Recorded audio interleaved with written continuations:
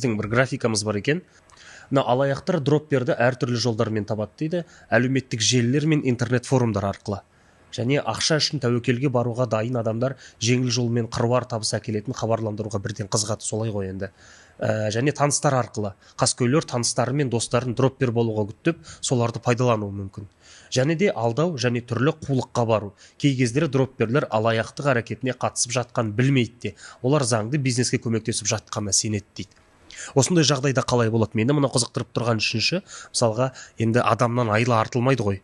Ол әртүрлі амалға барады, жаңағы кибер алаяқтар. Мысалға, кейбіреулер өзінің сол қылмыстық іске тартылып жатқан, араласып кеткен білмейді де, біреуге жәрдемдесіп жатырмын деп ойлайды. Егерде, мысалы, мен жаңа айтып кеттім ғой, олардың қылмыстық пиғылына байланысты қылмыстық жауапкершілік болады дейді.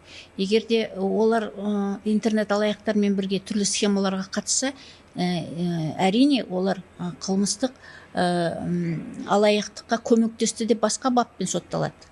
Олар алаяқтардың схемасын біліп отырса. Ал мына дропперлар, олар тек қана шотымен, өздерінің шоттарында немесе картамен заңсыз ақшаны, сыйақыға заңсыз ақшаны өткізу үшін олар қылмыстық жауапкершілікке тартылады.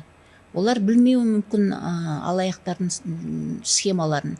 Бірақ та олардың қоңырау шалып, оларға осындай мен саған төлеймін, сен осылай заңсыз өткізіп бер дегенге келісіп отырады.